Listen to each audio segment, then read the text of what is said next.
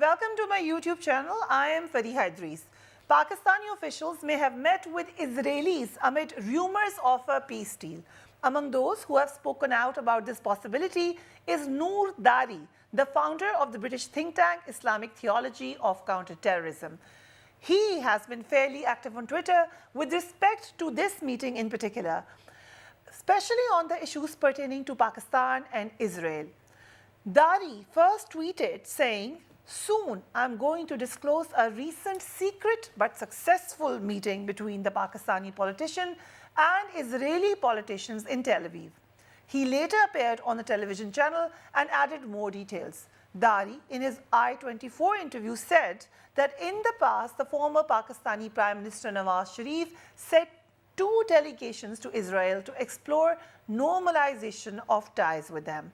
He also said that Benazir Bhutto met with an Israeli delegation in Washington and sent a delegation to Israel. What Dari is implying is that while Pakistan has been publicly not accepting to Israel due to the Palestinian issue, which is a huge issue, there is a long history of covert ties between the two countries. He also said that an opportunity has opened now as well in light of the shifting geopolitical reality in which such relations with Israel are no longer taboo in the Arab and Muslim world. First of all, who is this person Dari? We did some research. Noor Dari calls himself a counter-terrorist expert on the website, and there are various very interesting blogs written by him. Some of the headlines read as follows. For example, he says, "Who's abusing human rights, Israel or the Palestinians?"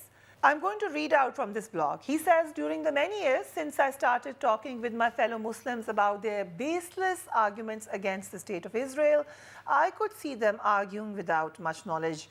I could tell they know nothing about Israel," he says in his blog. Again, there's another very interesting blog, and I think that explains everything about Mr. Dari. This is, "I'm a proud Pakistani and a proud Zionist too." He says, "Landing in Israel was an experience like no other. I had heard about the feelings of arriving at Israel from friends and colleagues I have met since founding the Pakistan-Israel alliance, but I certainly did not expect it to feel like this. I was arriving early as a guest speaker of the IDC Herzliya Counter-Terrorism Conference and was the advance party as part of the Zionist Federation's groundbreaking Muslim delegation to Israel.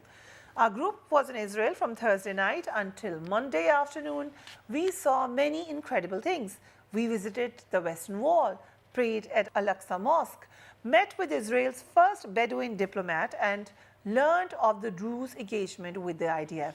We traveled from Jerusalem to Tel Aviv, visiting the site of Israel's Declaration of Independence, went to the north of Israel and saw the changing demographic and environment, and spent the Shabbat hosted at a wonderful community in Jerusalem. Kol Haneshma, and by a fantastic spokesperson for the country in the form of a Jerusalem city councillor, Flo Hassan Nuam, and her family. This was my first visit to Israel. This is Dari speaking, right? And came off at the back of much hard work by the Zionist Federation to build links with the Pakistani Muslim community in the UK. This has been achieved firstly by founding the Pakistan-Israel Alliance, PIA, of which I am proud to be the director, and more so the coordinating this visit and ongoing with others from the community. This journey has not been without challenge though. Over the past couple of months, there have been a series of articles in major Pakistani newspapers, both in the UK and Pakistan, accusing me, meaning Mr. Dari, of being a spy, funded by Mossad with a mission to destroy the Pakistani people.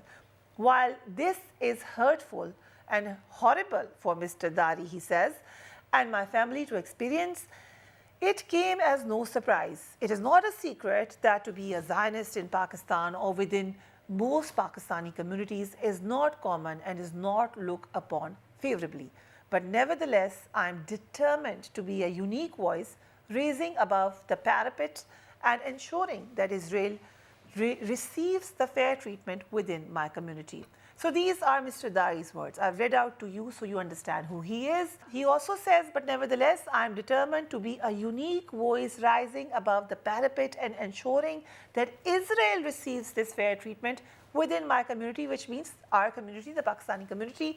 So this is now clear that Mr. Dari, though having Pakistani and Muslim origin, is a clear and open advocate for Zionism and subsequently for Israel. So this needs to be clear. Let us now look at what is being said in Pakistan. In Pakistan, the news that there has been a Pakistani delegation that went to Israel secretly has been forcefully denied by the government. Special Assistant to Prime Minister for Overseas Pakistanis and Human Resource Development, Zulfi Bukhari, whose name was being taken consistently as the one who travelled on his British passport, has blatantly refused this story and has called it a fake propaganda. In a statement, Mr. Bukhari said, media which is clearly Indian and Israel sponsored and shows the opposition's utter frustration to create some controversy. If it is directed against me, he says, it would look like to clarify that I would like to clarify that I was in Rawalpindi on that day with the Deputy Commissioner on the day, and the pictures of this events are also available.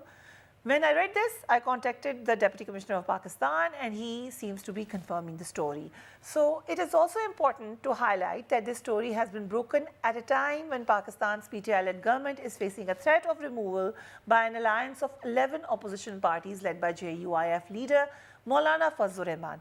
Now again, here comes the interesting part. Maulana Fazlur Rahman, who has repeatedly and openly labelled the present Prime Minister as an extension of Jewish lobby in Pakistan. Interestingly, Dari's story also says that a delegation that went to Israel during the tenure of Nawaz Sharif as Prime Minister also had a member of JUIF. So basically, that delegation also had somebody from Maulana Fazlur Rahman's party as his representative. So these are really breaking revelations if true in Pakistan. However, this is also a fact that Pakistan has been facing huge pressure by different countries, in particular some friendly Arab countries, to recognize Israel. Prime Minister Imran Khan has said in his interview with anchor person Imran Khan that he is facing huge pressure from different countries, even sometimes Muslim countries, to recognize Israel. So there is pressure. Pakistan's Prime Minister Imran Khan also said that the United States was pressurizing Pakistan to recognize Israel and said it was because of Israel's deep impact in the United States. Khan also said Israel's lobby is the most powerful and that's why America's whole Middle East policy is controlled by Israel. It is also a reality of changing blocs in the world that Israel, once surrounded by countries that did not acknowledge it or were hostile to it, has been making many new Arab and Muslim friends in the region, therefore changing the regional politics of the Middle East. And with this change in the Middle East, it is inevitable that we do not see an impact in our region.